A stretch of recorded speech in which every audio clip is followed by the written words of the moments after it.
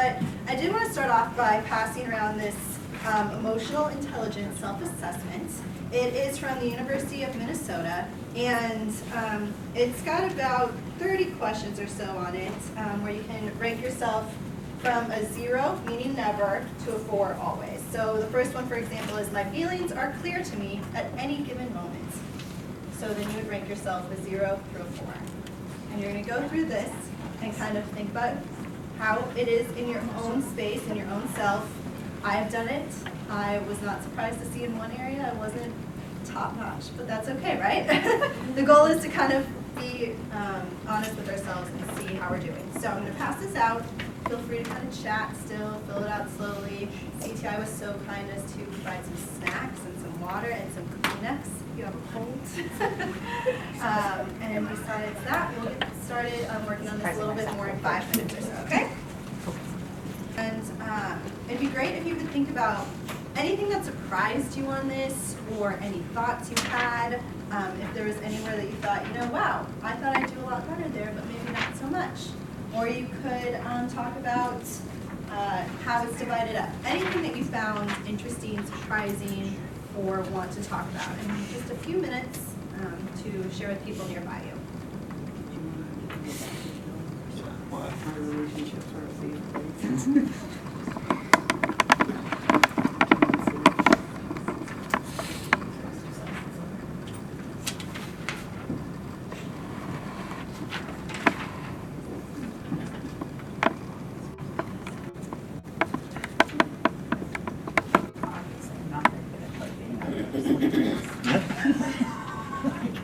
That's not true.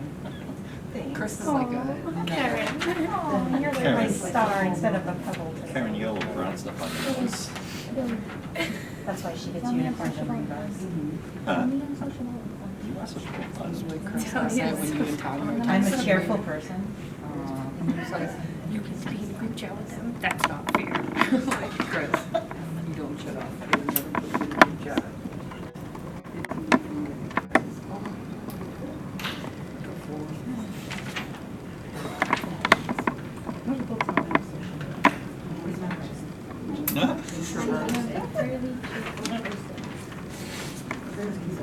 Of course, not making that.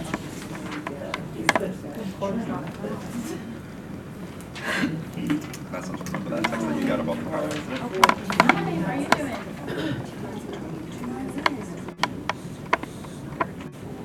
Oh, you're so good at that.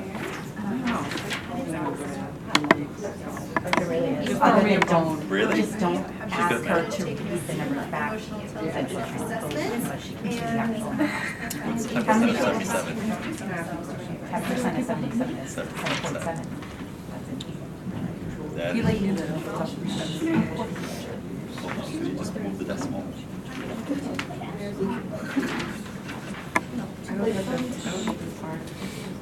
You have to put all your scores. So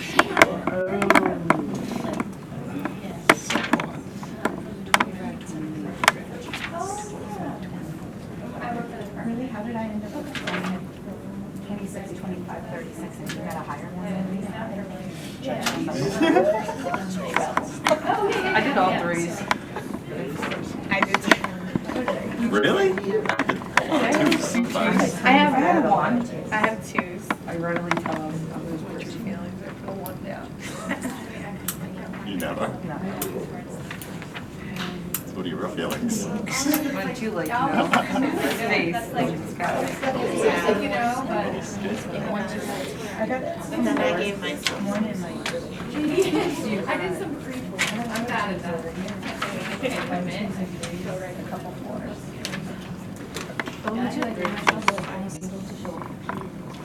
Yeah, I give two for that too. Oh, I'm killing you. Not bad. It's awkward. I don't like child protection.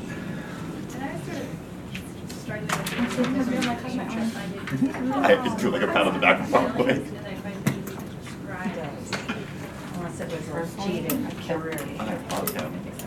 I think too, I know what I'm feeling, and I don't necessarily want to share what I'm feeling. Yeah, that came out everywhere too. I can dance around it. Yep. I think that's true. I get to describe it. Go there and tell me what you would do differently. Certainly not have that many pores. Hi, I'm Stephanie Frost. Yeah. I'm here from Brownwood Lawrence. Yeah, I met see. you before. Where- Allison Gee, Smith what, was back to the- the pebbles Oh, again. nice to meet you. Back to the pebble. Are you doing the service learning? Yes, Yeah. yeah. But she has to cover her face so she can't, like, Female Alright, format. I'm gonna give everybody about 30 seconds, finish up their conversations with their neighbors. I don't think you always should and be then we'll get waiting. back Fine. together. I was being. Come on in. Oh, Chris. They don't want you to be nice, they want you to be honest. Look at, you thought you saved him a chair. He's crying. Are you He needs to set his emotional Why do you well-being. want this honest?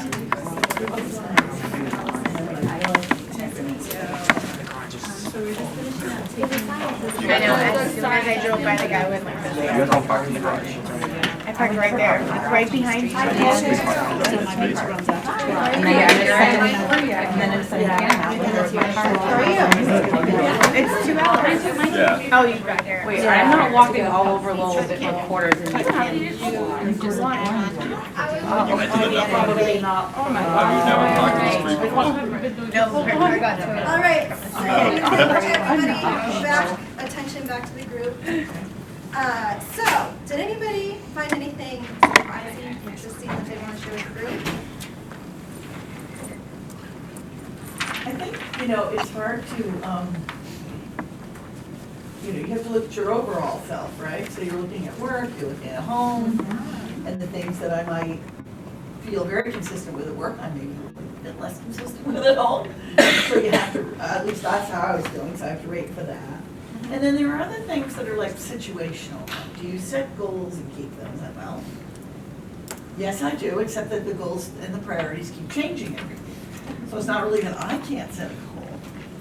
Like, do you know what I mean? So some of them were harder to answer, and I wish there were a category that said almost all.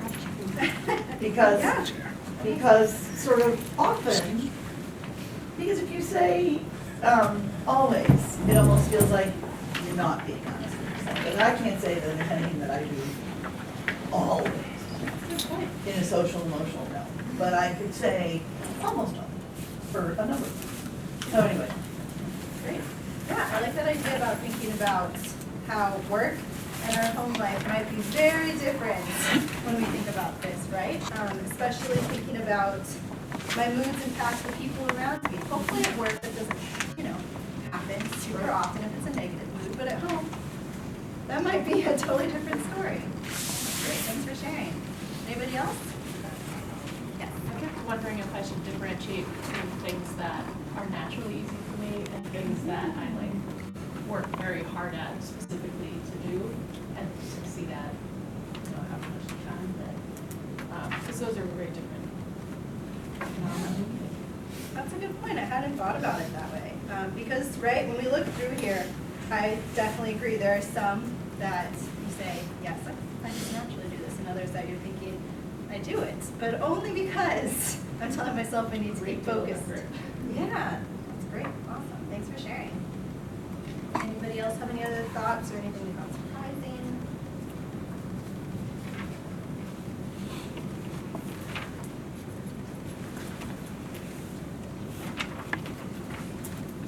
Did anybody make guesses about where they would fall at the beginning, or did you all just dive in? Dive in. Were there any areas that kind of surprised you that you thought you'd do better at or worse at, but then did the opposite?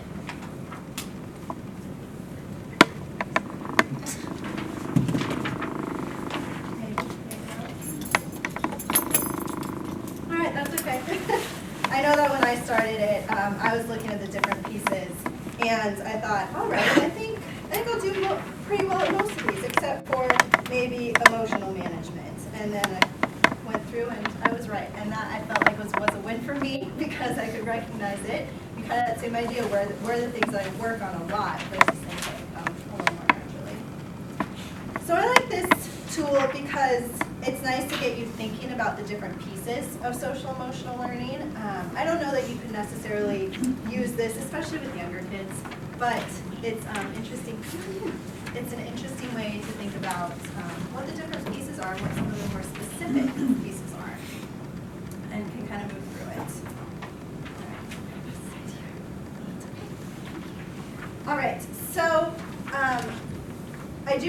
just say again, for the people who didn't hear me say before, we are filming today so that we can put this online for those who weren't able to make it today, particularly those who live in the western part of the states.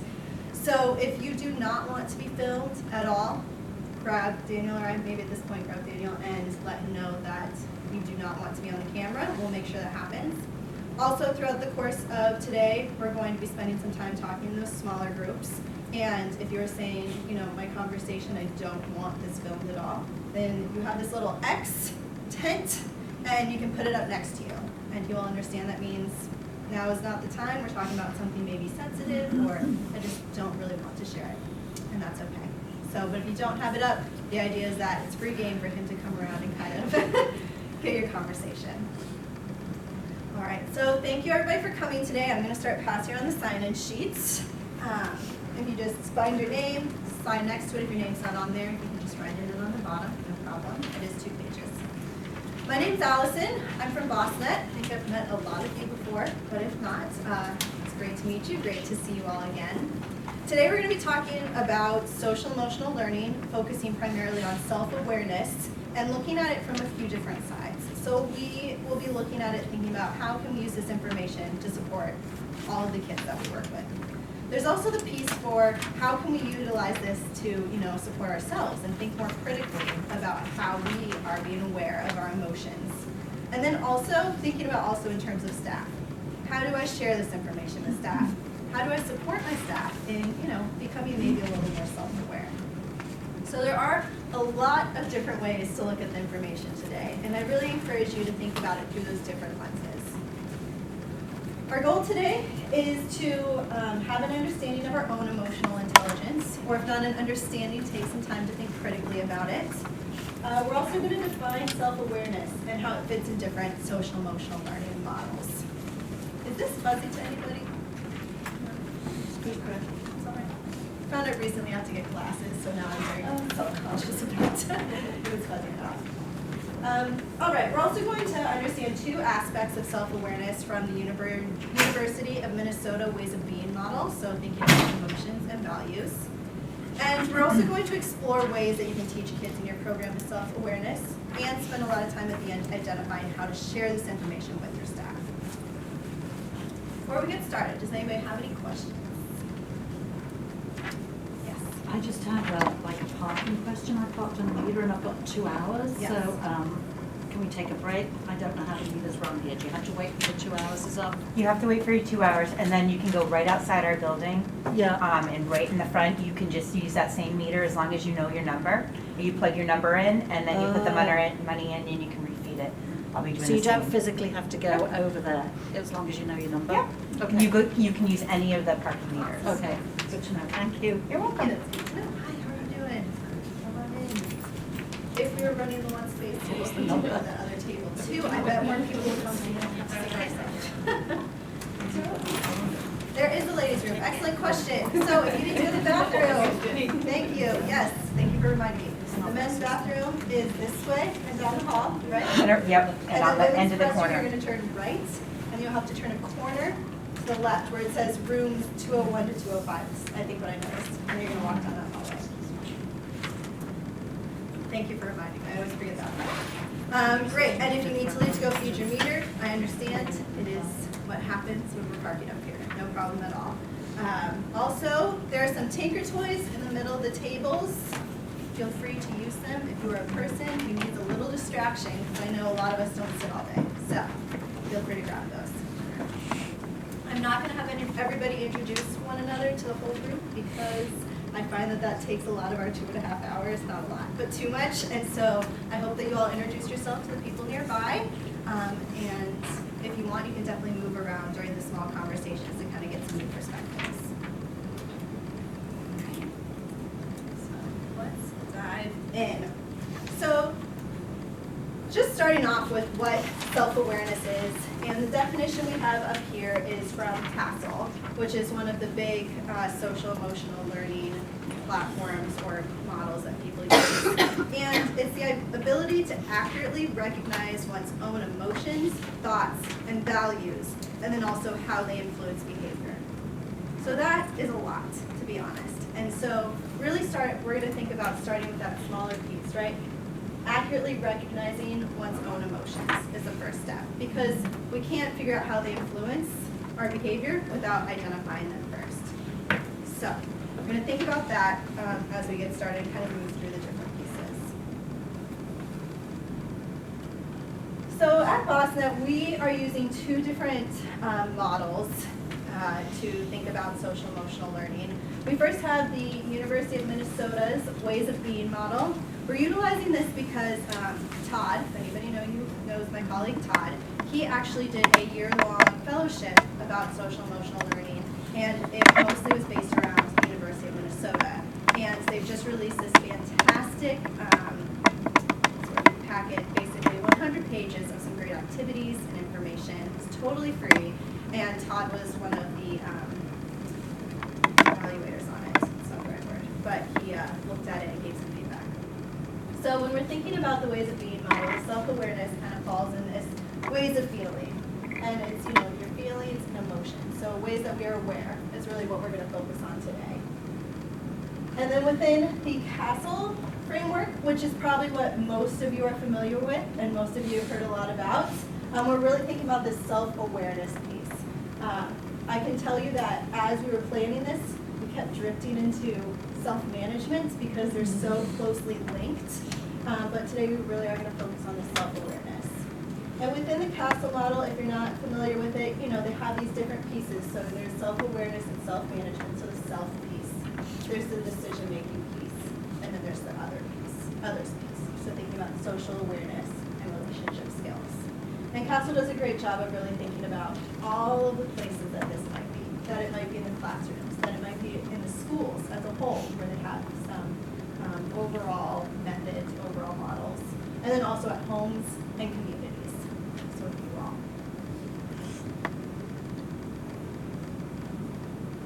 So these are just some statistics, because I think we all have heard the benefits of social emotional learning and self-awareness. There have been a lot of studies done. It is clearly something very important. It's kind of a new buzzword.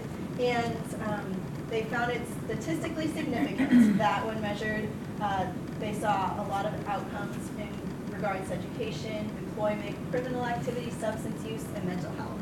So it ranges a wide array of pieces. It's not just saying, okay, these kids understand themselves better. They can identify their emotions, so they're going to do better in terms of their relationships. But it really has shown that it spreads across all areas. So that's why we think it's so important. We're spending 2.5 hours here today talking about it, because it really is great for kids, and I personally think it's great for adults, whether that's your staff or yourself or your colleagues, because I don't know about you all, but when I was a kid, there wasn't a lot of this talked about in schools or in after-school programs, right?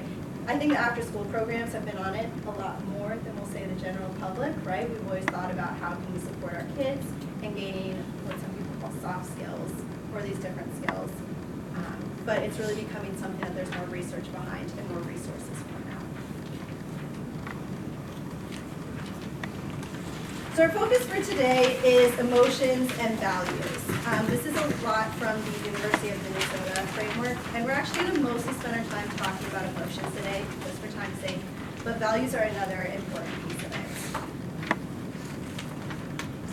And so we're going to start with emotions. And when we're thinking about emotions, what are some emotions that you all can think of? Hiding that now. Just throw out an emotion. Kid says, I'm feeling what? Sad. Okay, yeah. Angry. Yeah, I was gonna say happy too. Happy. Negative.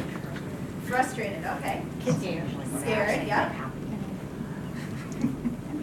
All right. So if I was telling you that I was feeling sad, as a lot of you said, it's fine. I agree. That probably would be the first one I'd say about kids too, coming up to me. If I was telling you I was feeling sad, what does that mean? Does that mean that I am just like so sad I can't go on? Or is it, I'm just kind of sad today? Do you know? No. Okay.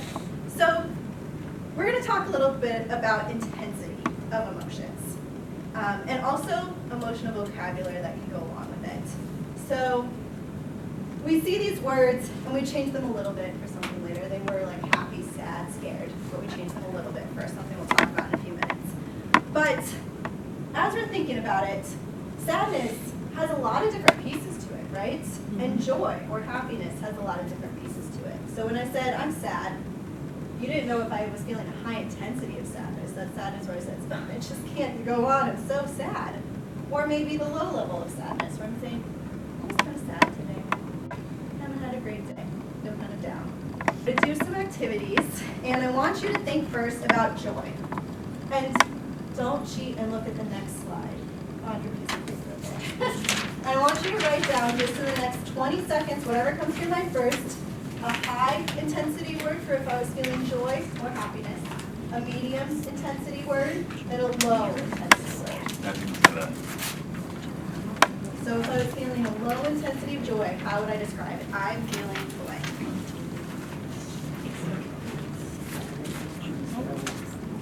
DC.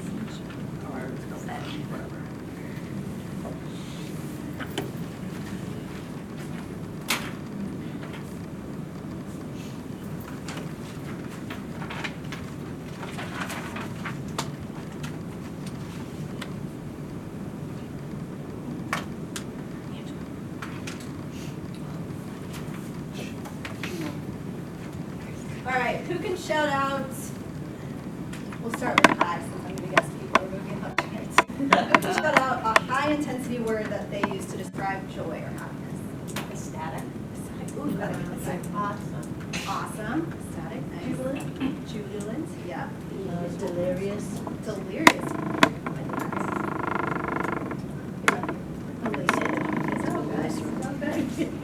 So if a kid came up to you and said, I am feeling delirious right now, which some wouldn't, but our goal is for them to start learning some of these words.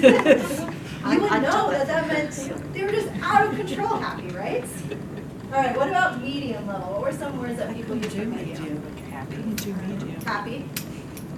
What else? Smiling. Great. Great. Good. Cheerful.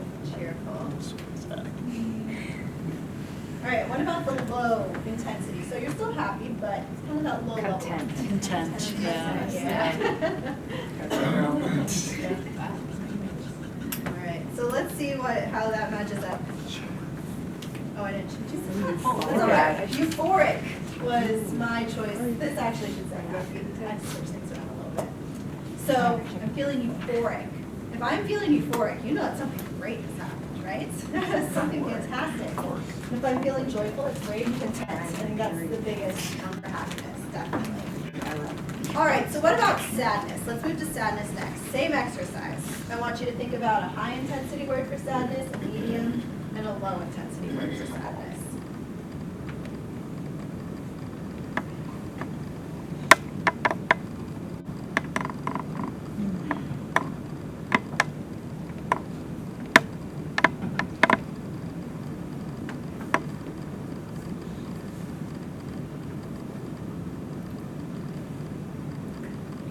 All right, what is a high intensity word for sadness that somebody came up with? Desperate. Ooh, that's devastating. Devastated. Inconsolable. I want to bring attention to these two also. Devastated and desperate. Both types of sadness, but they kind of indicate different emotions, right? If I'm devastated, something horrible's happened. If I'm desperate, then I'm looking for a solution. That's kind of the idea, right? So it's important to think about this vocabulary in terms of, yes, they definitely both indicate a high intensity of sadness, but they're different. They're saying that you need different things, and you're identifying different feelings within yourself. What about medium intensity of sadness? Teary. Upset. Upset.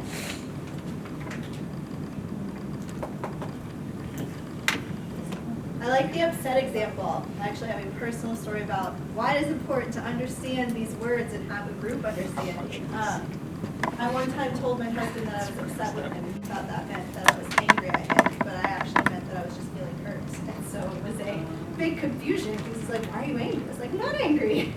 But having these, pieces where you're thinking about, okay, what do these words mean? And have a common understanding can make things a lot easier, especially among kids who are, sharing these feelings with one another. All right, what about low intensity sadness? I said tired. Tired. Yeah, sometimes that's just it. I said bummed out. Bummed out. Nice. Yeah. I like it. Blue. So some of the ones that I said were depressed, sadness, I'm feeling hurt, and let down. Sometimes you say, oh, I'm sad because somebody let me down or something let me down. All right, we're gonna do one more. Let's think about fear. So, a high intensity, medium intensity, and low intensity of fear.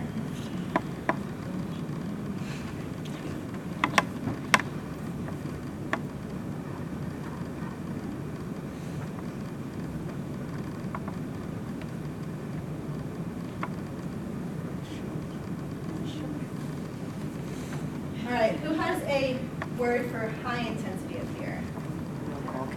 Terrified. What else?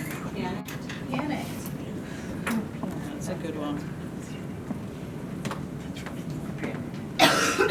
Anyone else have a high intensity fear word? Horrified. Horrified. Oh, I put that. What about medium intensity for fear? Scared. Scared. Anxious. Anxious.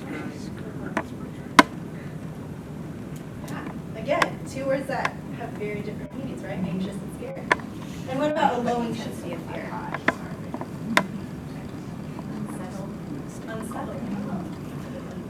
Nervous. Nervous. Worried, nervous. All right. So my words were terrified, frightened, and worried. So I didn't count how many different words we came up with, but it was a lot, right?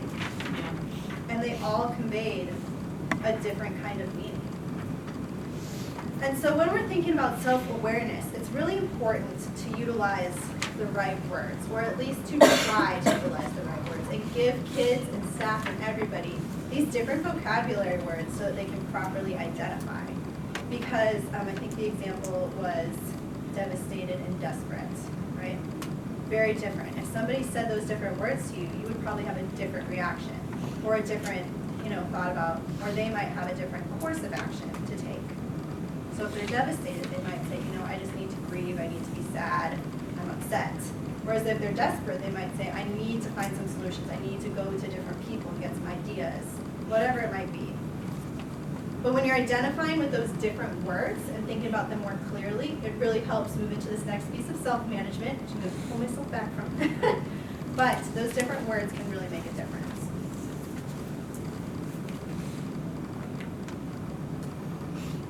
So when we're thinking about these different pieces, so the reason I changed the words to these is because a lot of experts would agree within the realm of SEL, agree that these seven emotions are kind of a list of the basic emotions, kind of the general gist of what we usually experience. And the comfortability is really thinking about how we feel. So, when we're happy or joyful and we're feeling pretty comfortable. We're surprised, it kind of depends. Sometimes we might be comfortable, sometimes maybe not. And these other ones do create a lot of discomfort. And this isn't to say that we're not uncomfortable all the time, right? Or this isn't to say that we are uncomfortable all the time. But instead, we think about how these uncomfortable emotions can help us grow, right? And these pieces are really the steps that will help us see and think about how we're feeling and how we deal with those feelings. Because how we deal with happiness, that can be important too, right? When we think of sportsmanship and all those different pieces. But a lot of times what really makes us and thinks about how we grow emotionally is within this area. Does anybody have any thoughts about that?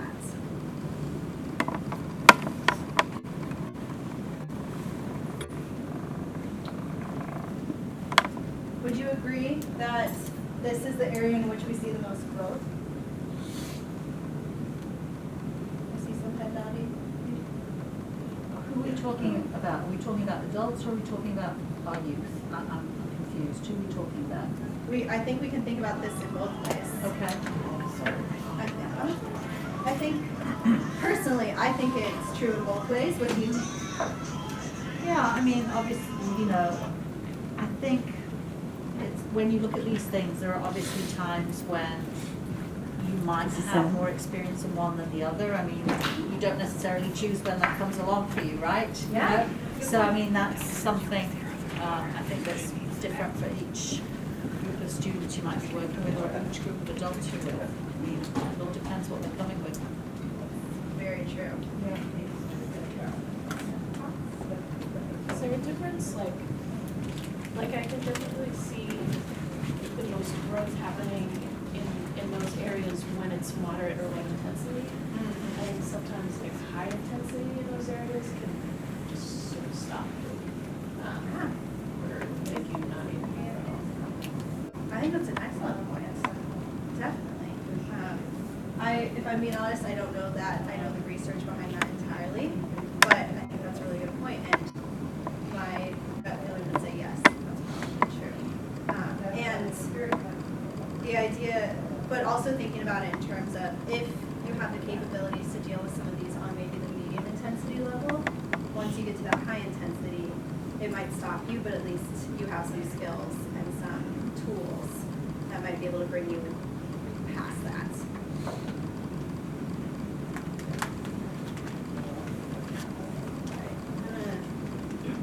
So when we're thinking about these uncomfortable emotions, a little bit more information. So like I said, they're helping us grow in different areas. So some specifics are that uncomfortable emotions and situations can improve our memory because we are feeling that in higher intensity or medium intensity, and so that kind of is locked in our minds. Those kind of feelings oftentimes stick with us. And so then we're thinking about what we did after that emotion or after that feeling. And it also can build perseverance. So when people use these, so people tend to use one of two strategies to deal with uncomfortable emotions. And this is a big generalization, just to start off by saying these two pieces are big generalizations. But we break them down into bottling and brooding. And this is all research from this book that is very tiny on the bottom, but Emotional Agility, Get Unstuck, Embrace Change, and Thrive in Work and Life by Susan David. So that's where these pieces come from. So bottlers, like it sounds, tend to bottle up their emotions and put them to the side. And so because those feelings are maybe uncomfortable or distracting, or might feel that if they don't show happiness, then somebody might make some judgments or see, why can't they be doing this? So they'll turn it to the side. I actually see a typo on this page. So it says men tend to be, it should say bottlers, but not always. So that is a big assumption. But I think that we could say that, in TVs, movies, all that sort of assumptions about culture, that's generally true. And so most of the time when this happens, emotions do eventually, I know, I'm sorry men, there's not normally men in the room, so I feel like we're so judgmental. Don't worry, the next one will make some judgments about women, so we'll all be on the same page.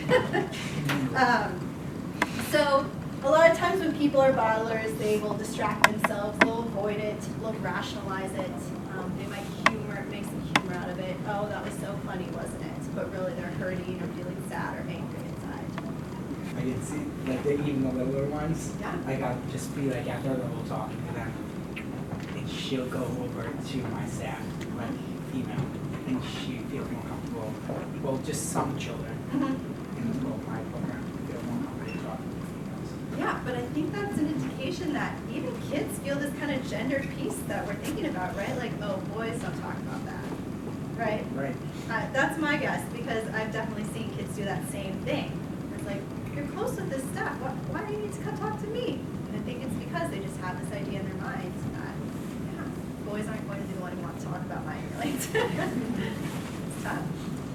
Has anybody ever heard this, I haven't heard this in a while, but one of the things that always drove me crazy was when people said, oh, don't be sad. Oh, you're right. Good call. You're right. I'm done. Don't be sad, fixed. So that idea of like, don't be sad, and that's labeling the emotion as bad. Right? So off of that, like, you know, we often will tell children when somebody, this is just my recent pet peeve, they knock somebody's thing over, and then they're like, oh, I'm sorry, and then their response is, oh, that's okay. And I turned to them the other day, I was like, and she's hysterically crying because her thing got destroyed, and I was like, but was it okay that he did that? No. Well, then why did you say it was okay? Yeah. It's not okay. Don't use those words. I want you to say, I didn't like what you did. Please don't do it again, and leave it at that. I go, you don't need to apologize back because you did nothing wrong. Like, that really bothered me. And like, I noticed it more and more, like, in other situations, even in adult ways, how we're just kind of like, hey, yeah, that's all right, but you shouldn't, but it wasn't okay. So instead of finding a different way to say, I heard that you're sorry. Okay, I'll let it go, but that doesn't make it okay. Like, so I think that that's the big piece the kids need to know is it's all right to be upset and to hold on to the fact that it wasn't okay that that just happened. I don't like forced apologies. But that's such a thing people do, right? Especially when working with kids. All right, I need you to say you're sorry. Yeah. Okay, I'm sorry. All right. Right, and that doesn't teach them anything, then they're just learning how to lie. Like, and you don't want to encourage that kind of negative, if you don't feel like you're sorry, walk away, and maybe later when, you realize, because look at how upset she is, she's crying. You did that. That's usually something along those lines, so they see that your words can hurt or whatever you did. That's great. And I like how you brought up that other piece too, the other kid who says it's okay. Yeah. It's okay to still be upset after somebody says sorry. Just said. Yeah, that's great. So one of the other sides that people often do when they're, not necessarily having the highest level of self-awareness is brooders. People who just kind of stew in how they're feeling, right? They can't let it go. They keep thinking about the problem over and over again, turning it around in their head, and they end up just on it. So some strategies, they're obsessing, they're self-blaming. Oh, well, it was my fault. And so here we're back, right? I'm sorry, man, you had your turn. Now it's that women tend to be brooders. Not always, but sometimes. And so brooding, there is the benefit of it's addressing the emotions. They're thinking about them. But when we're labeling something as brooding, then it's really going beyond that, identifying and thinking about it. So while bottling is usually done internally, brooding can be externally, right? So you're always talking about it. You're going over and over it again. So can you think of any examples of brooding that you've seen, whether that's with staff or kids at your programs? Yeah, what's an example? No, you may not have that. Does anybody have any example of brooding that they've seen? Just on camera. I can think of the kids who come back the next day and they're still upset about what happened the day before. And sometimes that's okay, but sometimes it's, all right, well, what are we going to do to solve this problem? I don't know, I'm just still mad. Okay, that's fine. But let's think about it. Instead of just, I'm just mad, they did this, they destroyed my project, I'm really angry. All right, still be angry. But that brooding piece comes when they just can't get out of that cycle of I'm mad, I'm mad, I'm mad. And instead of making the next step to say, all right, I understand you're mad. What are we going to do next? What are you going to do next? You can still be mad, but taking that next step. So I have a quick game to play with you all. For those of you who know Todd, you'll be really happy to know that he put this game together. It's the Taylor Swift game for bottling and brooding, and it has some quotes from different Taylor Swift songs. I know. And Really, like often that's what's playing in my office. so we're gonna start with our breaker's gonna break, break. The baker's gonna bake, right? Maybe I'm just gonna shake it off. So would we say that's a bottling or brooding song? Bottling, right? You're bottling and you're shaking it off. I don't think that shake it off is necessarily a bad feeling towards it, but it's bottling, right? All right, and what about this one? We're never, ever, ever getting back together. That's And brooding. Brooding, right? Because if you know the song, she sings about, you know, I'm gonna miss you, pick your fights, be falling for it, screaming on right. Right? So we're going through all these different feelings. You guys like this game? So yeah, this is brooding. You're thinking about all the different pieces, right? Now we know how we feel about this. Find peace of mind is something you record that's much cooler than mine. Just thinking about all the pieces. All right. And She's going in. this one, she's Yep. your captain and I'm on the bleachers, dreaming about the day when you wake up and find that what you're looking here has been the whole time. You belong to me. Brooding. Yeah, I agree, that's brooding. I'm gonna sing over and over. All right, tonight's the night we forget about deadlines. I don't know about you, but I'm feeling 22. Everything will be all right if we just keep dancing like we're 22. Modeling. Yeah. Great. So, good. Seems like you have kind of an understanding of the different pieces. And I want to say again that bottling or brooding isn't something where we say it's just bad. It's bad to, you know, take the emotions and put them to the side. It's bad to, you know, think about them a lot. It's just not great when you just continue to do it, right? And aren't taking those next steps to think about what to do next. So, when we're thinking about the uncomfortable emotions, generally, they can be addressed by being present and thinking about the emotions in a curious and accepting manner. So that means that we're showing curiosity towards the emotions for full awareness. So thinking about what are we really feeling and why. And sometimes you need to ask why several times to figure out what's going on, and that's all right. Because really thinking about it and talking about it can help. And you can also teach acceptance of quote-unquote flaws. So when we're thinking about flaws, right, we talked about how we're not going to address emotions as good or bad. And so what we can really think about is, what can we do about these flaws, right? How can we take that next step? If we're feeling sad, that's okay. It's not bad. What are we going to do next? So the flaws are the feelings? That's Can you the define idea. flaw?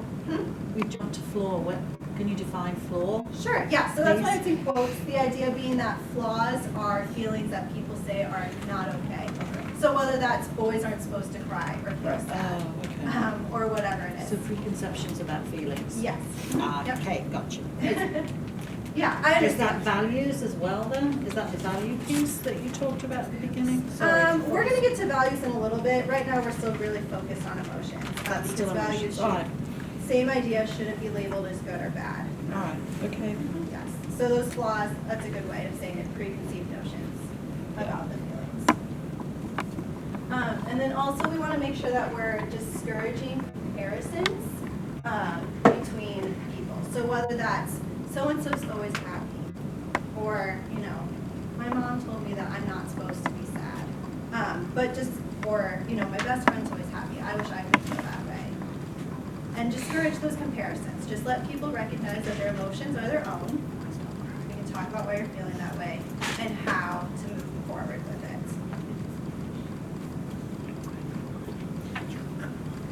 Does that make sense? All right. So I want to now look at the mood meter. Has anybody ever used the mood meter before or seen the mood meter?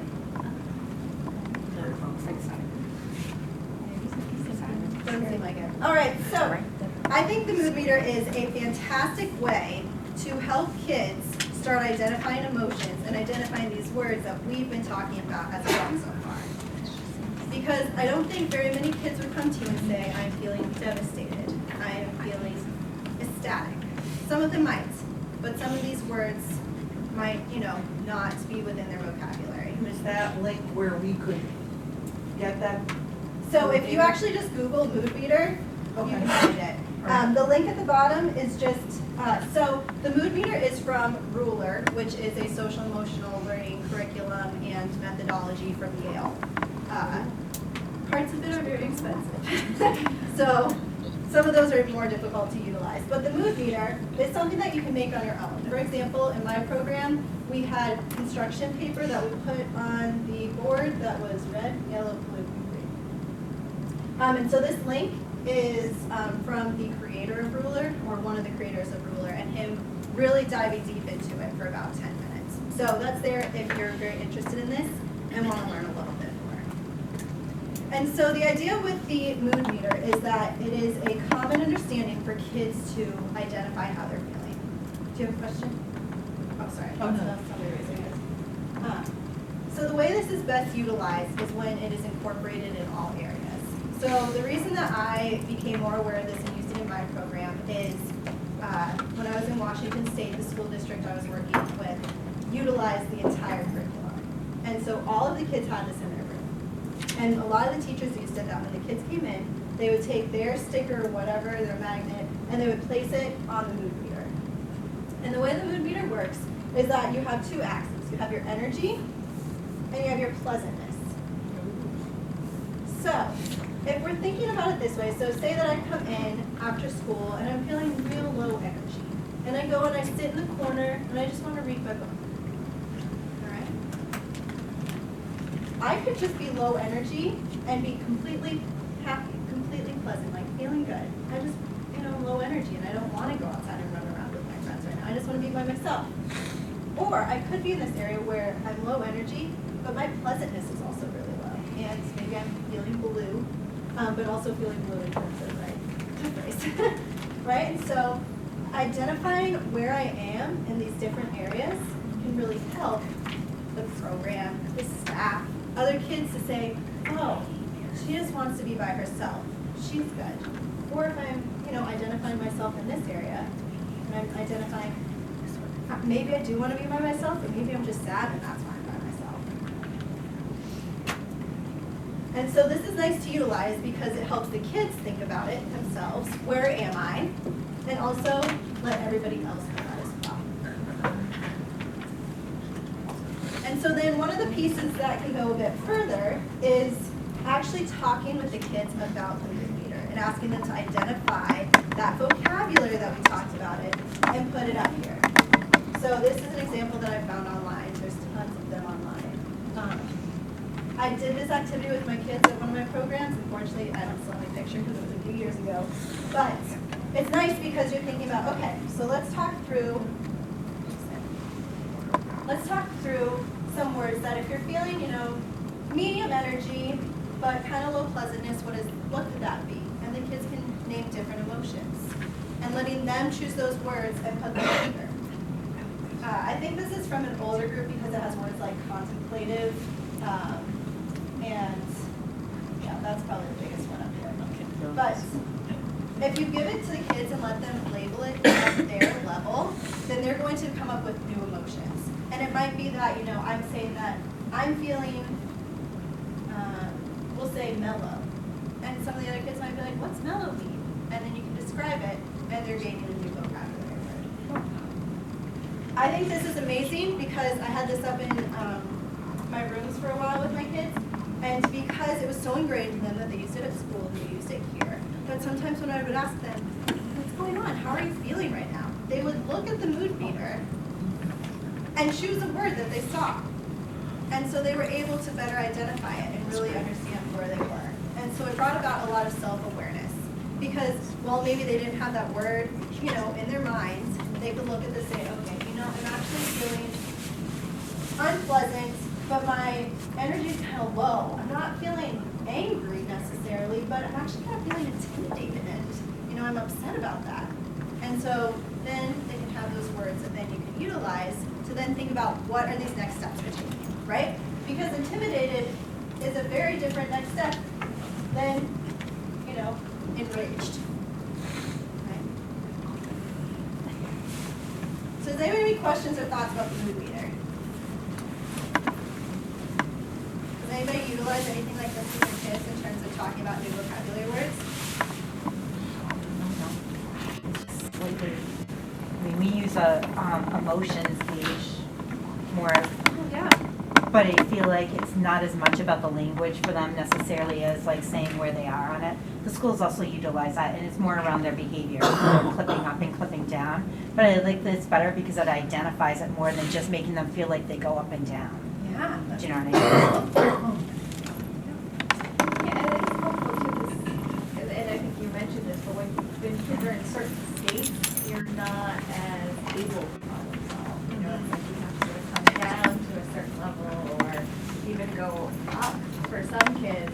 certain level to really get to that problem solving state, you know, the ideal problem solving state. Yeah, I've definitely seen those like thermometers kind of feelings, right? Or even like the different faces. And I think that's a great first step too, because this is definitely, it gets more advanced as you're thinking about different vocabulary words. And sometimes it's great to just start at that level of, where are you feeling? Show me, you know, on this face where you're feeling, or on this thermometer. And it's not as nuanced, but everybody needs to start somewhere. I have a palette in my office with, it's like a paint palette. Mm-hmm. It has those colors on it, and in the center, it has the kind of baseline words for the feelings. And so you see them, of course, corresponding to the color, happy, sad, mad. And then it has all the other words, and the kids really like it, because they can see, they find the one they know, and they see all these other words, and they ask about them, and so again, a way of expanding. So you could do that, something like that. Where there were kind of the really basic words in the center, so they know which ones correspond to which color. Then they could like. Is that from a particular thing, or I've did you had make it it for one. yourself? I've had for a long time. I don't know where I got it. I may have got it at a workshop or something. But it's a similar tool It is, in yeah. a way. But that would be I feel like that's even a little more simple in terms of they have a word to start with. I like you're the saying. starting word, but you could do that on that. There's no reason you couldn't do that. Yeah, very cool. That's cool. Awesome. All right, so,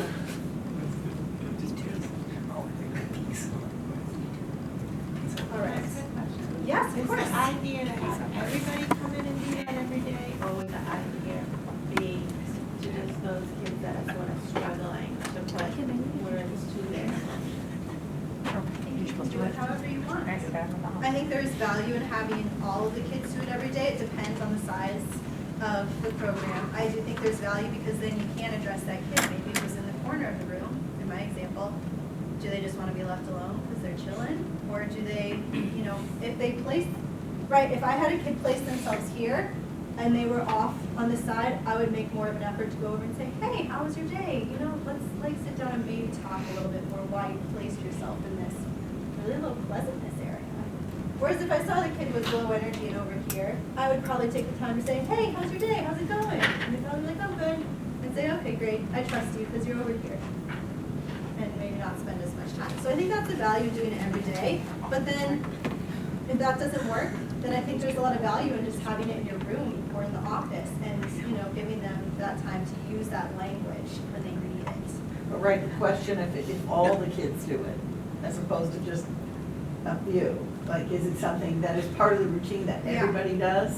I would either have it as everybody doing it Yeah, in public that's what I- or in private, certain Right. kids doing it. Because I wouldn't want to call out kids who are, And there could be a value in that too, because you would see maybe a lot of people in one place, and then a couple people in another place, and it might make the kids look around who's in that not so great place to, maybe like raise their awareness a little bit about how Depends. others like. It's a great way to kind of get a handle on where the group is. Say, if you know Exactly. you've got a challenging day, you're gonna have to be really working together as a group. It's important that you are. If you come in and you've got a lot of people who are in that group, then that's gonna be a challenging day for you. Maybe you're gonna have to put more scaffolding and support in there than you had anticipated before you walked in the door. Yep. And that's a really, And it's a a way great to tool work to with help them you. to see it. Yeah, Look how many of us are in the group today, and when it's going on, let's have a conversation. yeah. So they're gonna put their name on the chart. you can do it in all different ways. Yeah. I think it depends on the community feel within the room, right? If it's a room where all of the kids are very friendly and they're the kind of kids who would go up to somebody and say, Cindy, I saw that you're in the room today, are you okay? Then maybe more comfort in putting it there. If not, then I don't know that I would do that. Because it definitely takes a lot of trust, right? Before you can put in front of the group that I'm feeling discouraged today. You know, if I'm not comfortable in the group, then I might be like, oh, it's fine, I'm just over here, don't worry about me. And so, I had personally never used it in the room where everybody came in and put it up that way. That was more done in the school where they built in a lot of different pieces to it. I personally, in my after-school program, had used it more along the lines of, let's think about some words that we can use and putting it up in the classrooms with their vocabulary words. So when there was a problem, then the kids could turn to it, choose a word, and then say it to me, the staff, the other kids, whoever they were talking with. So I think it just depends on the program and the space and the kids. But it can be utilized in so many different ways. It is one of the reasons that I like it. Did I answer your question? Does anybody else have any other questions? Yes, and it's the sticky toy, that's my favorite one. To play with. I don't know if it's helpful too. We, I work for the Department of Education, and we had Castle come out, and the way they actually started the training with us was to go around the room and say where we were on this. And it can be helpful too with adults just as much, because sometimes the energy at trainings is high, it's sort of like what you said, it sort of can help you in a staff meeting, or, like maybe today's the day our staff meeting is to be outside, or Right. something like that, like it really just sort of gets you. If everybody's in this high energy space, Right. maybe it means we gotta go do like a quick game first, right? If people are down here, and they're low energy, they probably don't want you to take them outside to play a quick game. They're like, no, I'm cool, let's really do this. Or I'm really tired, whatever it is.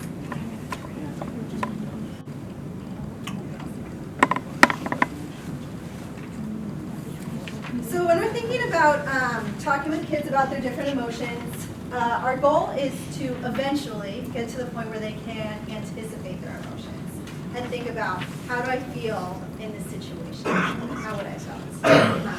So we want to start first, though, by thinking about hypothetical situations where it's a little more comfortable. And the idea being that we want to give them the skills before they need them. And we're thinking proactively about how to help the kids.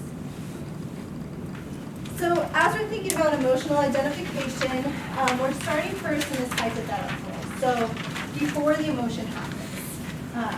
And I personally think this is amazing to do with read-alouds or books or anything like that. So my example was, identifying that the plain belly speeches felt sad because the star belly speeches didn't share with them.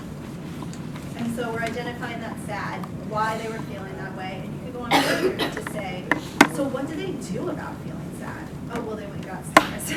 All right, and then we read the book further and we understand kind of how the emotions played out. Then we can move to reflection.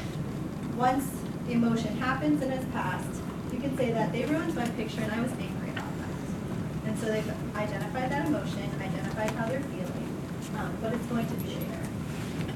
Then we're going to be able to identify while they're in the emotional state. And so in that moment, they'll be able to identify it. A lot of our kids can be here, but in my experience, it's a lot of time with those more basic level emotions that they understand. They're saying, I'm angry, I'm sad, I'm scared, I'm happy, and they're not getting further into that definition. And so my goal personally would be to get kids to identify with those more specific emotions here. And then the very end goal, which I think that a lot of adults can't even be here always, right? We want them to be able to anticipate. So the example we have here is I'm tired late in the afternoon, and so I get really irritated when it's cleanup time because I don't want to walk around the room and pick up the blocks, so I feel irritated about it. And so when you can anticipate those emotions, people have that. It's okay to be tired, but you still have to. Yes, exactly, right? So, but then, when we anticipated the emotions, we can say, all right, well, what can we do to fix that? Maybe you're tired and maybe you're irritated, but things still need to get cleaned up. So how could we make you feel better? And then maybe you can suggest, well, I really like music, so can we put on like some Taylor Swift jams while I'm cleaning up, and that'll get my energy a little higher up, and then I won't be as irritated. Right? So when we're anticipating, then we're able to think about solutions ahead of time. So I'm going to do a quick example. Unfortunately, the book that I wanted to bring wasn't available at the library, but I found a short excerpt online. So I'm going to do a quick read aloud. The book is Zen Shorts by John Muth, which if you haven't read it, it's amazing. I love it. There's like a whole series around it. But What's the last name? first name is John, Jon. Last name is Muth, I believe is how you pronounce it, Muth. And he has Zen Shorts And then there's something like Zen ties, Zen socks, it's all sorts of things. But I haven't read some of the other ones. So if you were doing a read aloud or some kind of, story with the kids, what are some questions that you could ask them during it to identify some emotions from the book or some feelings? Anybody think of an example? How does he feel? Yeah. How does the character feel? How do you think they're feeling right now? What's going through their mind? Yes, what's going through their mind right now? What do you think? Yeah. What does he look like? How's his face look? Or like talking about like what the actual emotion looks like? Yeah, that's great. What does their face look like? Body language. What does the body language look like? Yeah. Put yourself in their shoes, what would that feel like? Put yourself in their shoes, what kind of shoes would they be wearing? How would it feel? Yeah, that's great. All these are awesome examples. So some of the questions that I thought, and I think you actually came up with a lot of these. How do you think he or she feels? He is in the story. Why do you think that? So that could be what about their face makes you think that? Or what about that? How would you have felt in that situation? Has anyone felt this way before? Do you want to tell us about a time that you felt that way? You want to share a story? So those are some great questions that you can ask when you're doing a read aloud, and just to get the kids talking about it and identifying those different emotions. So I'm going to read you a quick story. I'm sorry I don't have the pictures. I didn't come to the library in time. All right, so the title of this Zen short is called A Heavy Load.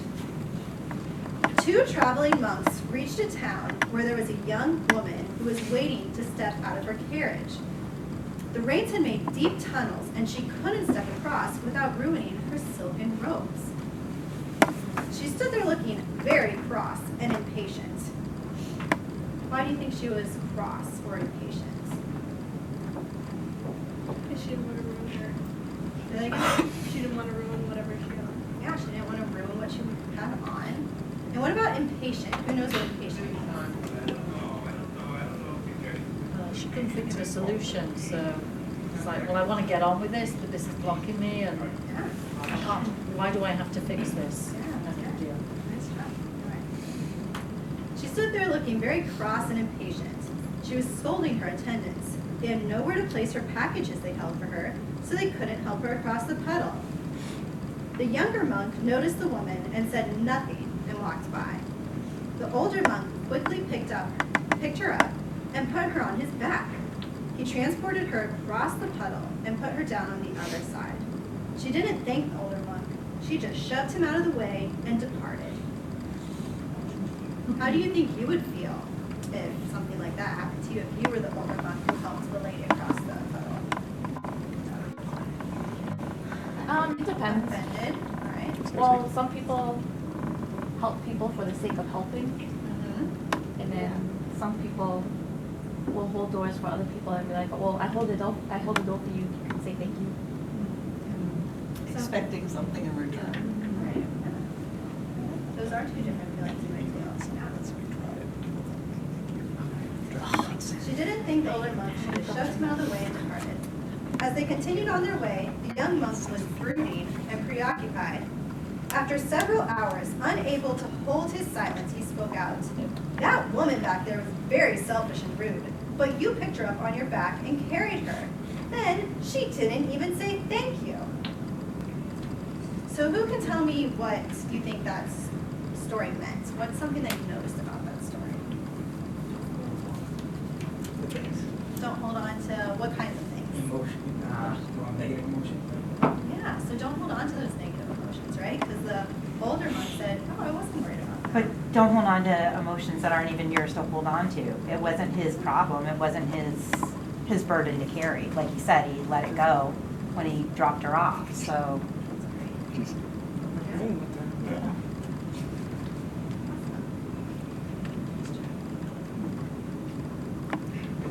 All right, so that is just a quick example. I just want to do one really fast about how you could do a read aloud and kind of engage in conversation. I think it could go on much longer, honestly. I think that Zen Shorts especially is a great one because they address a lot of feelings that maybe go a little bit deeper than the typical storybook would, and so you can get kids thinking about it a lot. Is that one story or is it different? In that book, actually, there's 3 different stories that are within. So, Stillwater is the main character. He's a panda, and he meets these 3 kids, and then he tells them stories throughout their friendship. And so that's kind of they come to him with a problem, and then it works out very well with this people. Yeah. What do you think is the age group in your opinion? I think any age group within elementary school, I think that kindergartners are not given enough credit for what they can understand. And I think one of the nice thing about Zen Shorts is it has different pieces. So there's the heavy load one. There's one about somebody comes and robs his uncle, and his uncle is like, oh, here, let me give you a coat, you look cold. And just the idea about how, some thinking about like, oh, right, well, some people need certain things and they turn to stealing. So you can think about a lot of different ways. And I can't remember what the third Zen Short is about. But it's nice because you can choose which one from them is relevant to your group and maybe more relevant to the age group. All right, any other questions? We're going to move on to values real quick and then do activity.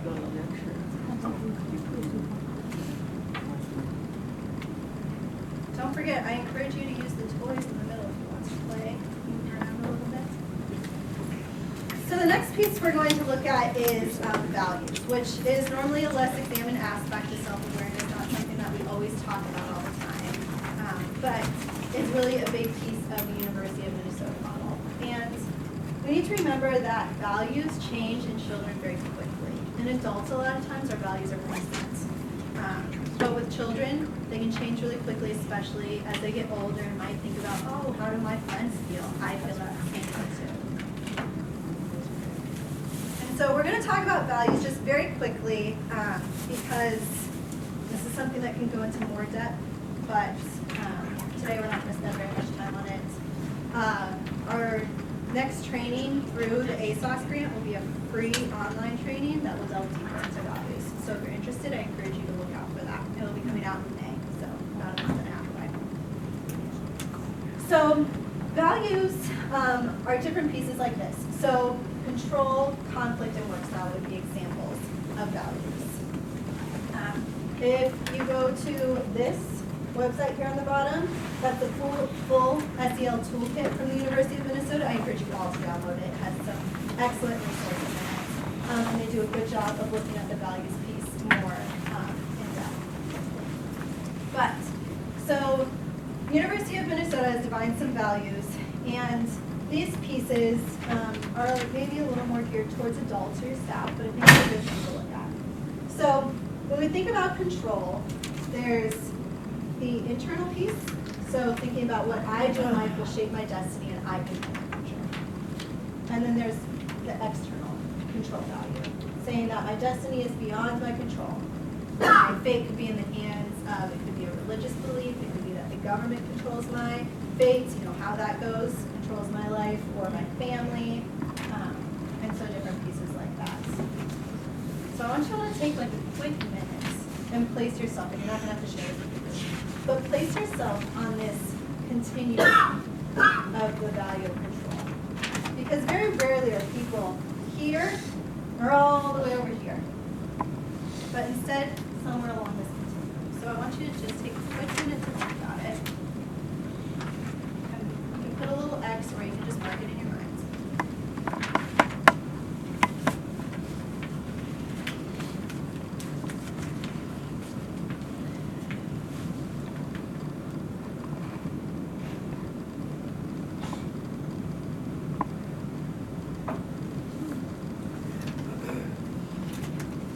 So with these values, it's helpful to think about them, and sometimes it's nice to talk them over with your staff.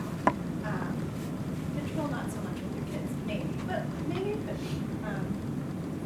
Off the top of my head, I can't think of a great way, but I'm sure there's a way to do it. Because it makes you understand a little bit more about their internal self and that value, the values that drive them. So if so let's move next to conflict, right? So conflict, again, a continuum, and you might be on this indirect page. I prefer to address differences indirectly because I don't want to upset someone. Or you might be on this direct side, where I bring up issues directly, so problems can be solved quickly. Knowing where you fall and where your teammates fall, where your family members fall, where your friends fall, can really help you work through conflicts better, more quickly. If you know that it's going to be indirect, then you might need to come up with a different way than just saying, hey, I didn't appreciate how during that meeting you stood up and said I was wrong. Right? So that would be a direct piece. Indirect, you might have to think about a different way to address that situation. And so the idea with these values is that it is another form of self-awareness. With emotions, right, we're identifying how we're feeling in that moment. When we're identifying values, we're identifying pieces that are kind of underlying and going to affect a lot of our life. Does that make sense? So anybody have any questions about that?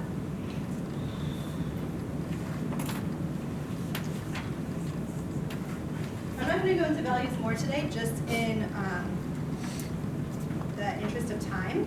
But if you download the toolkit, there's a lot of great information about it and a full list of, I think, 10 to 12 values. I think that's the right number, I'm not sure. And can give you more information about it, even activities to do to think more critically about your values.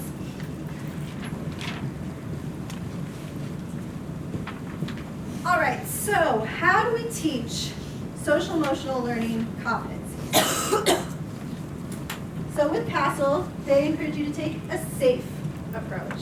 So nice and easy to remember, a SAFE approach.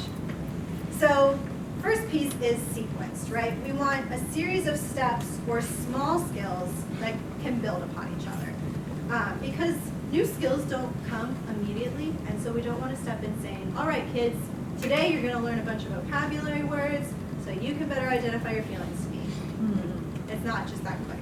So you need to think about how am I going to plan step by step so that the kids can gain these new skills. It also should be active. So we want it to be hands-on.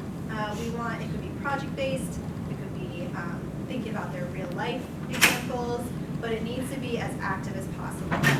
A lot of kids learn by doing, and so you want to find different ways you can use active forms of learning. It also needs to be focused. So the staff or the program, whatever it is, needs to designate at a certain time what specific skill or development or SEL goal, and thinking about, did we devote sufficient time in this activity to this specific goal? And so that might be an objective, something you want them to learn, or it might be an overall goal that you have for the program. And then we have explicit.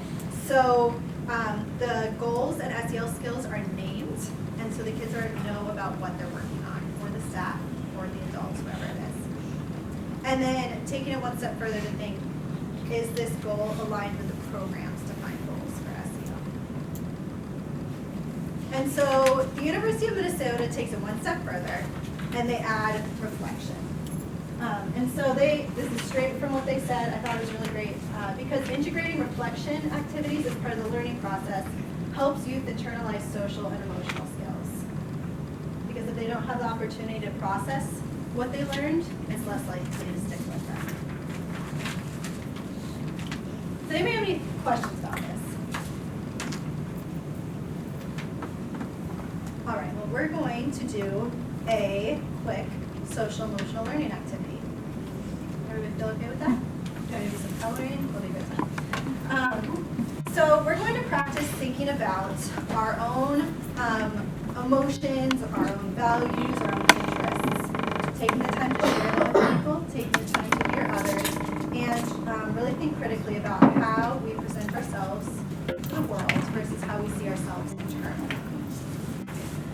So if people want to spread out to the other tables, they can. That's all right. But I need everybody to find a partner.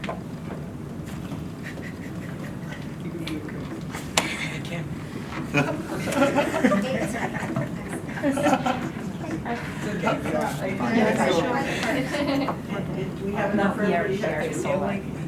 We have 18 people, so people should be able to match up. Exactly. 160. Are you sure? You're way You back have to though. play with the teacher. You're way That's back. so weird. You have friends? Yeah, great. Yeah. She would love to be my partner. All right, Yeah. does everybody have a partner? All right, so I'm going to bring the masks around. You don't need to use them yet, but I want you to take 2.5 minutes. Whoever goes first, choose one person to go first. Turn to their partner and tell your partner about yourself. So talk to them about your interests, your strengths, some of your passions, your talents, what's important to you, anything like that. I'm going to time it, and they'll tell you to switch, and then the next person can have a chance, all right? Whatever, you wanted to use words. What's fine?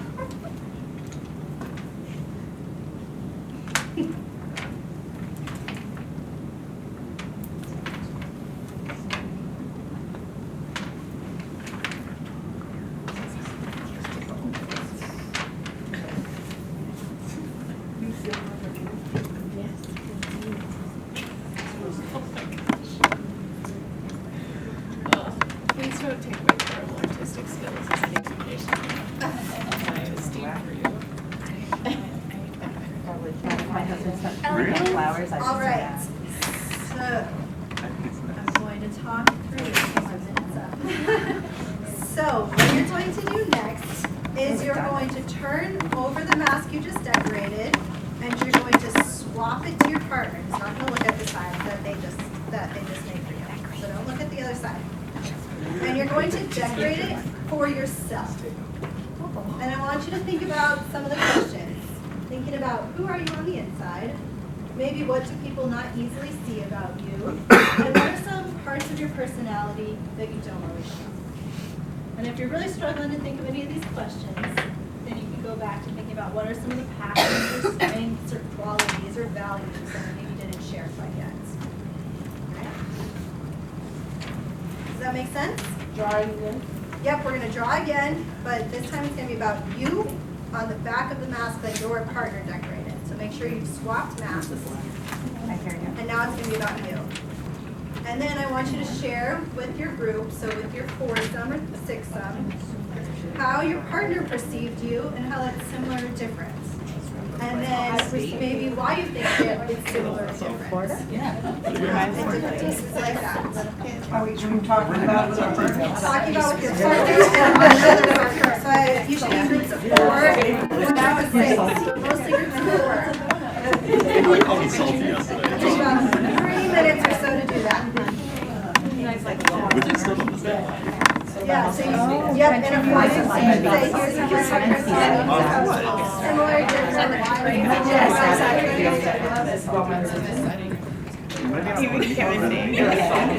It's a cross. Yeah, or biology. Yeah, thank you.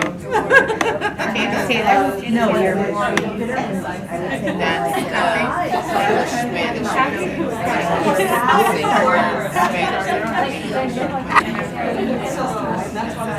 say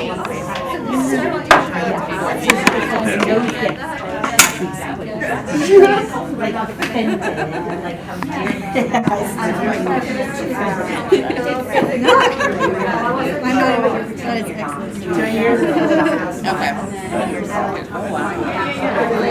So, do you understand some of it?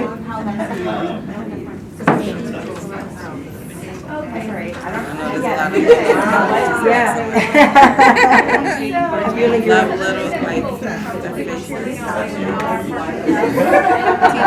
I know that I don't have the passion or I feel like what's another? I think it's my dad. And yeah, you've seen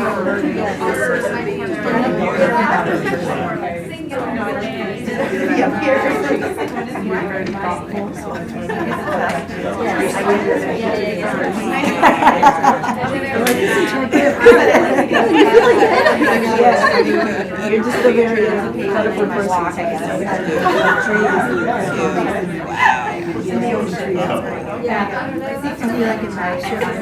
Yeah. Well, no, because I thought about things differently, but I'm a happy person. Very happy inside. Definitely got that, yeah. Some things about me, I have a lot of love in my heart. Think about kind of how there are similar and different. I knew it. Some things you don't know about me is I enjoy cooking a lot. Too much of it. Not big.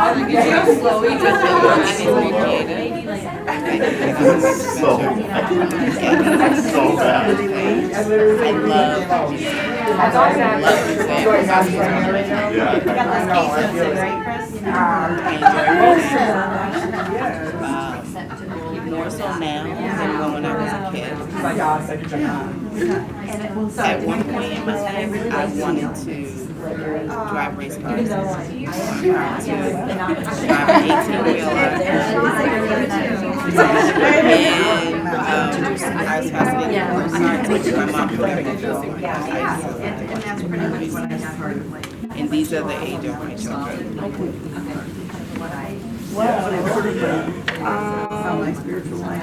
Well, yeah, I think I hit it right now in regards to like the singing and everything. That's like my passion. So I have the mind to play some musical notes. I have a heart because I'm also a very loving person. The kids from my grandma, I love them. Something I didn't speak about was my music. The center of everything. So this is her right there. I put some mittens because it's something that a lot of people don't know about me because I don't always reflect it. I have such a strong character, but I'm really warm on the inside, so I put some mittens there. And I'm soft, so I put a bunny. There's this long list just because my life is always very, very busy. I'm always on the go. So that's something I didn't share. This is like a meter, so this is just kind of like my goals. So I'm also very goal-oriented, so I have that. I'm a very happy person. I'm very happy. And then these thoughts is just because I'm a big overthinker, so I just thought I would. Did you all feel like it was harder to do your own side or easier? Because I wasn't really sure like how much I wanted to share, what I wanted to share, so my fallback was what do people generally don't let me know about me. So, and a lot of the times people get my kids okay and they think which is cool, which is the reason why I'm in this work. I'm so like, oh my kids, it's crazy. Yeah, I'm pretty sure it's Yeah, so I think Yeah, it's hard to share with people you just met, right? and it's not something I mean, she's very sensitive. So much that Also, jump really towards Put it down here and decide. Like, To kind of narrow it down to one of the things I want to open up about. Well, nice to meet you. great job. contextualize the skills through a canvas of music, and then through a practice, because Put a one because I'm the idea of having to a potential it doesn't exist yet. It'll be very important in my life. Well, on my side, I drew cross out card, cross out line.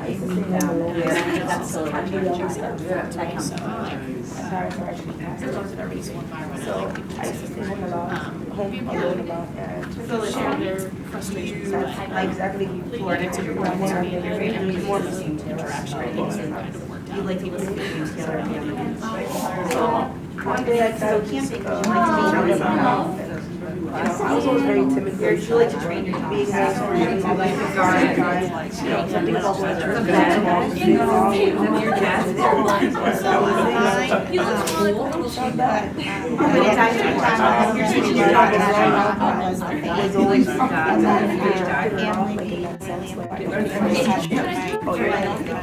you're not gonna make it. You can home since I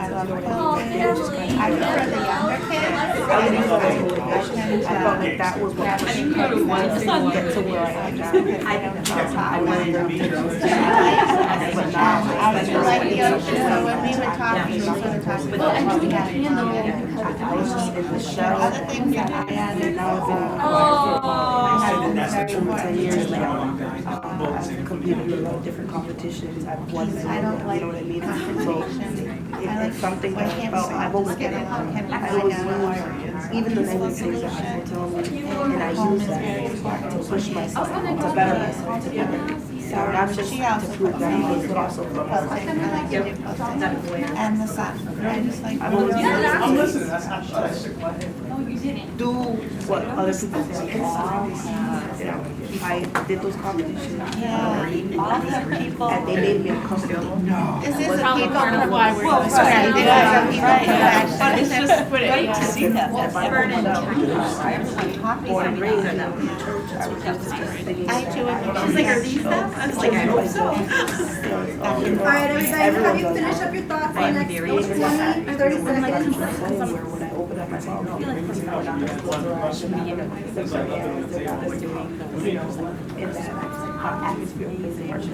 So it made me feel comfortable. So I had to learn to deal Yes, with it. sometimes like a little OCD. A little bit. I'm like, so it's, They're wolves, right? I feel like I was Those are wolves. taking everything on. You like my animals? It's just like not. The skunk living things. because I feel like some people are really down. I love animals, but the You know, animals. so if I ask someone to get something done for me, Oh, maybe they just get done. There's some goes with his forest. I found myself for that and the No, culture it's was free all by that I didn't care about. Really? And I would give All right, I hate to interrupt the conversation, so I'm gonna bring you back. All right, so I'm gonna bring you back. You're gonna have a little bit more time to talk to people around you. But I want you to think, just kind of reflect on this activity a little bit. And I put some guiding questions up here. You can use them. You can stray from them, whatever works best for you. I've heard a couple people say that was kind of tough to do their own side. So if you're interested, you know, if you all want to talk about that, that sounds great. You could think about what did you learn about how you reveal yourself to others? And I know most of the people in this room, some of you all know each other, but some of you were revealing pieces of yourself to a stranger. So how did that feel? Do you think you would have felt more comfortable sharing with one of your coworkers? Or would it maybe have been less comfortable? So think about this.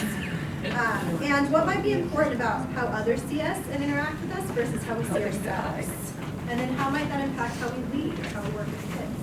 So you can choose any of these. Anything that, you know, grabs you and says, you know, I'd actually like to dive into that a little bit deeper. And I'm going to have you still work with your groups of 4, your bigger groups, or you can work with 2. That's more comfortable too. And we're going to give you about 5 minutes or so to do that, all right? Question or anything that you're sharing that you'd like to share with the group.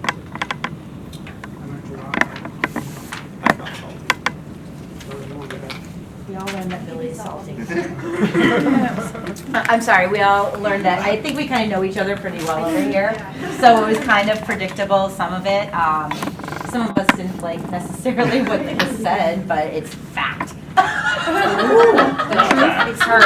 It's not. Well, It never change. It never she change. drew me with a white crayon and then dressed my color hair. I couldn't find the brown crayon or a I'm not tan sure you don't crayon. love it, but it's true.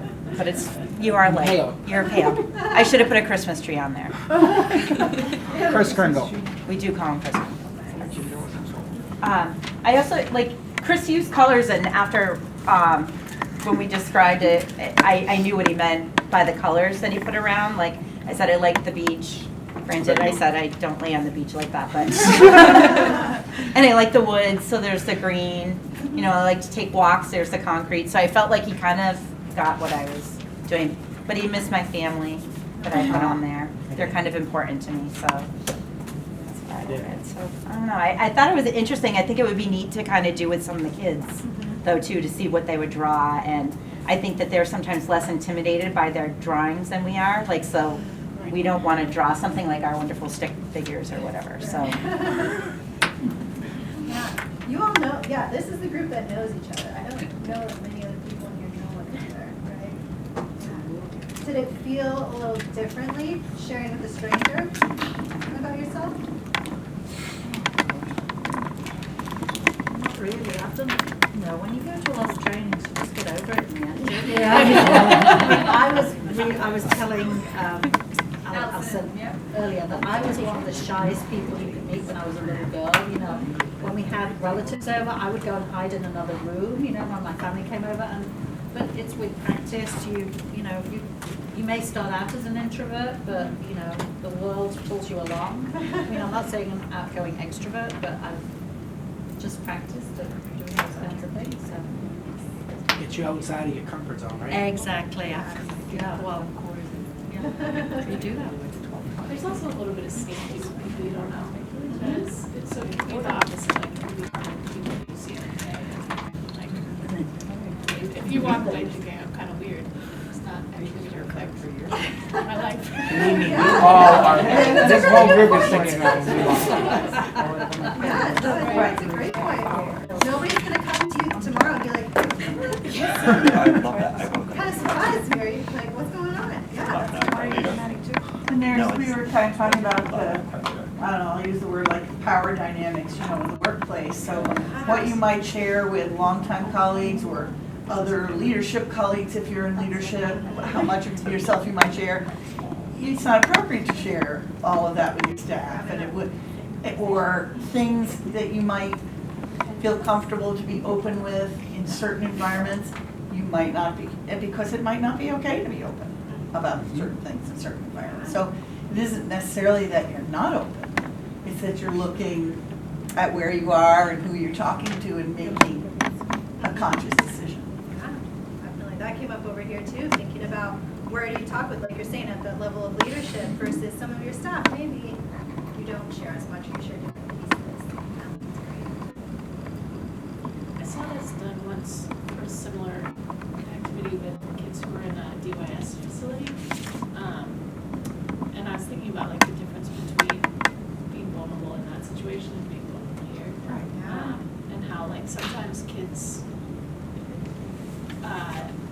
their selves feel more risky, whether they are or not. So like what kind of support do you think kids want when you're asking them to say, who are you in reality? Is a bit more way to show.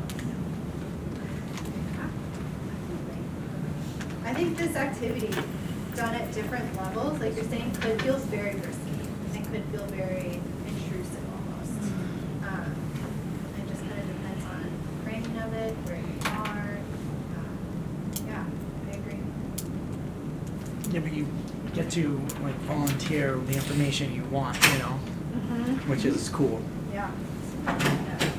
There might be something that you're thinking like, oh, this is a big part of me, but I'm not ready to share with my colleagues or with a stranger, whatever it might be.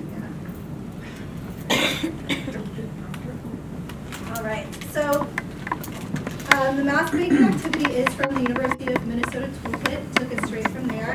So as we're thinking about, right, we said that we wanted the SEL activities to be safer. It was sequenced. Most of you got to take the emotional intelligence quiz and had some information about thinking about different emotions, different values. I noticed that a lot of you stuck to hobbies, which is fine, totally great. I saw some of you kind of moved into that value section a little bit.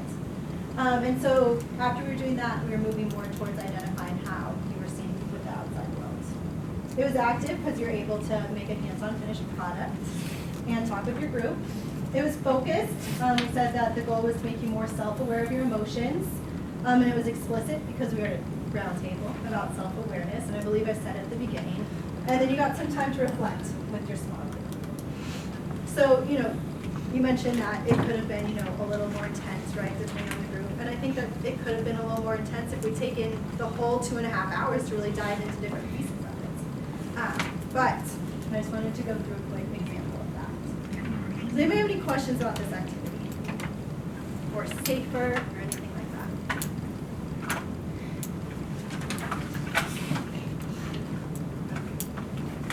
So we have 17 minutes left, and I know that the majority of you in this room are supervisors, or even just peers with other people at your program, and I want to take some time to think about how you can share this information with your staff.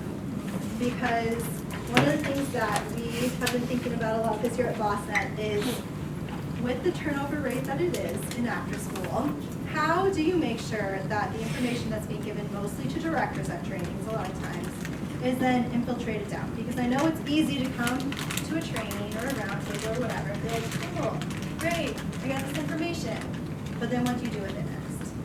And a lot of that is going to be, it needs to be shared with your staff. It needs to be integrated into your program or your program culture. So some of the ways that I think a great way to do this is starting with the interview. If social emotional learning and teaching kids about self-awareness is a big part of your program, tell them how to front the interview. Whether that's in a question format, asking, do you have any experience talking with kids about identifying emotions in a specific way? Or how would you talk with a child if they were feeling upset and help them define what they were feeling? So using those questions, or just, saying it in that spiel where you talk about, here's our program, here's what we're interested in, here's what we're focused on. But being really clear about it up front so they walk into the job with that in the back of their minds. You can also spend some time at orientation, give them some training on it, spend some time going over the SAFER approach. Let them watch an SEL lesson, or, there's sometimes videos online that you can send them there, and they'll be able to look through it. I also think it's important to bring it up at staff meetings. How is this going? Can anybody share a great story about this recently? Or doing this activity with your team, or doing the emotional intelligence quiz with your team. But getting people to think about it consistently and talk about it at staff meetings. So it's not just, I remember that from the orientation, or I went to that training, or I did that training online, but they're talking about it a lot. Reflective conferences are also great. So spending time with them. Maybe you saw them do a really great job working with the kid, and just take some time afterwards to talk to them about it. Or maybe you saw them working with a child and you saw them say, why don't you apologize to them, all right? And going through that, I'm sorry piece, or, oh, don't be sad. But have a reflective conference with them afterwards, say, all right, what's another way that we could have looked at the situation with our goal in mind about thinking about self-awareness? And so taking that time to really talk with them for longer than, what if we did it this way instead? But talk through what your goals are and your goals for the future as well. I also think that planning support and lesson plan templates go kind of hand in hand are great. If you use a lesson planning template, I always encourage you to have that objective on there. What is the end goal of this activity? What is the end goal of this center? What is the end goal of using the mood meter? Or even, the in the middle goal. But having that objective so that they're clear and really thinking about it on a safer approach with that focused and explicit piece. And then with the planning support, you do that same way where you're talking through with them with their activities. Have you thought about bringing in self-awareness, or what we've been talking about with social emotional learning into this activity? What are some ways we can do that? And really spending time talking about it. And then of course, always I think professional development is great whenever it's available, utilizing it as a free resource. If you want, I think a great idea would be going back with some key pieces from this and saying, hey, I want to talk with you just about a few different pieces I saw. Or downloading that University of Minnesota toolkit and saying, hey, I want to focus on this, so can you take a little look and then we'll talk about it. But it's important for them to understand, because a lot of after-school staff come into the program, come into the field, and sometimes they don't know all of this information. And so it's important that you are doing everything you can to infuse it in different pieces. All right, well, I'm going to have you in small groups again. I'm going to have you talk about this for 7 minutes, and then we'll have 5 minutes to do the evaluation. We'll all be out on time. But I want you to think about the information from today's roundtable, and you can kind of choose the different piece that feels most relevant to you. But I want you to talk about either, what pieces from today did you feel like you would add to your program, or was there an idea that you thought of and you want to add and you're excited about? Did you walk away from today with any new social emotional learning goals for your kids, for your team, for yourself, as you become more well-defined? Or how will you support your staff in social emotional learning and kind of understanding that self-awareness piece a little bit better, whether that's training or actually them implementing it into your program? So this is kind of your time to think about, okay, what's the next step? So I encourage encourage you to do that with, groups of 3 or 4, so you can bounce some ideas off of one another. And then I'm going to pass out the evaluation for the training in a little bit, and then we'll be good to go. Does anybody have any questions or anything? All right. So discuss amongst yourselves, and I'll kind of pause you in about 7 minutes. So personally, Go ahead. social, emotional learning side, Well, I really like. So you like vocabulary? the vocabulary, but also like the self-awareness, I really like that. So what I thought was I would back and download and see something like you'll find them all in your mailboxes, don't you? But I would love to have you guys try and do some of that. Because somebody texted me, I don't know why I got signed up for it. I think that's kind of cool. just like how to express emotional about like nothing.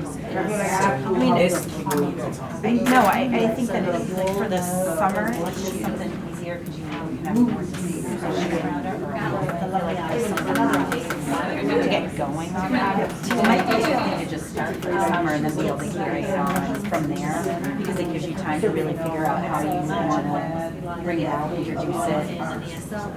That would like replace the red, yellow, green. No, because I find it to be different, don't you? Like red, yellow, green is behavioral, that is like your emotions, so red, yellow, green is like you flip up, flip down because of how you're reacting to your emotions. So there, you can rate your emotion, just to be able to discuss what emotion you're on, but Would like, we do it for every kid or like a because site?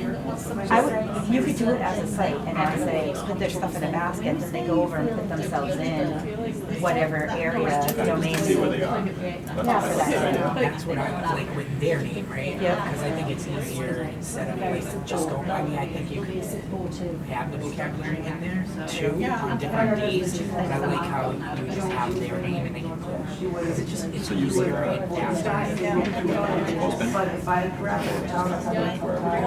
They could do it that way, or we could make it on a magnet board, and then you can magnetize or print it that way too, depending on how. So, yeah, that's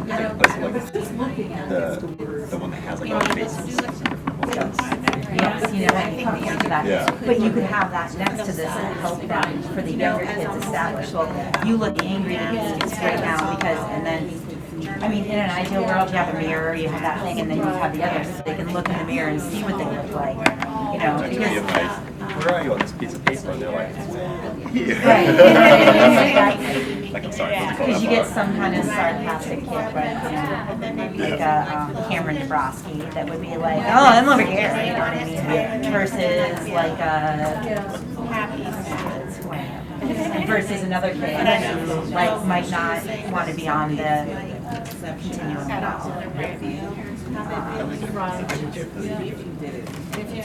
But it's really about those vocabulary words, so maybe during like reading and training, we could identify words that we already want to use, so everybody. I could definitely use it at my summer camp. And that's part of the discussion as well, describing the disciplinary. And having like you guys really talk to your staff more about it, so they're utilizing it, because I think that sometimes when I say like go to a think sheet, this might be a better place to go too, so find yourself where you are, and that might help with the think sheet. That'll show me that you're changing. Yeah, When you have something like that. because being able to identify further along as like you go through this isn't necessarily always because you're crying, but you're crying because you're mad, like you're not crying because you were sad or frustrated or you're smiling because you're mad. No, I'm laughing. No, I'm laughing because I'm thinking of like Savita, like with Savita. When Savita Spanish cries. Because I'm super angry. Yeah. I get like that too. But I think even your phone.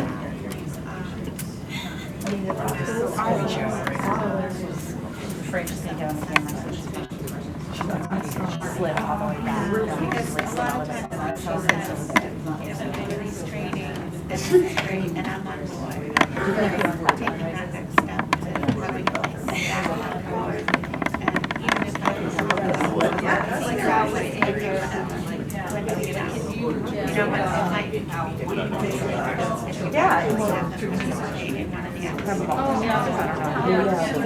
Cry for help.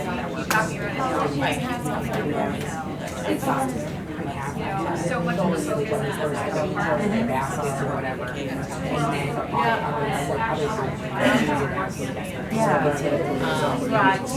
Right. Like where we want to do it. What were you earlier? like I was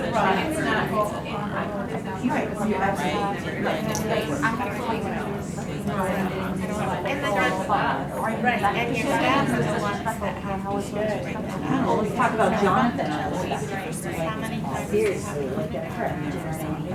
You need to be aware of your emotions. So everybody has 5 more minutes, so I'm going to encourage you to continue your conversations while you're filling out the evaluation. I'm having a tough day. I don't know if I'm Please be honest, I really appreciate your feedback.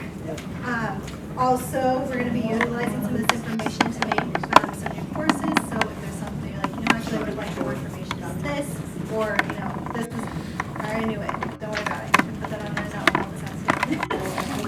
One of the pieces about our roundtables is in 2 weeks, we're going to have an online meeting where we can come back together and kind of talk about what different pieces we've looked at a little bit more, you know, if there's something that you've implemented, and getting a little more time to talk more amongst yourselves. So I'll be sending out 2 emails between now and then, one with resources from today, one with another couple of resources that would be useful to you, hopefully, and some information about the online meeting, which will be Monday the 27th. So I hope to see you there. Not required at all. It'll be additional PD hours. I'm going to pass this out. I encourage you to keep talking amongst yourselves as you fill it out. When you're done, you can either put it up here or up here, and your certificate for PC hours is right up there. Besides that, thank you everybody very much. If you have any questions, come see me. I'll be around. And thank you. Have a good rest of your day, everybody.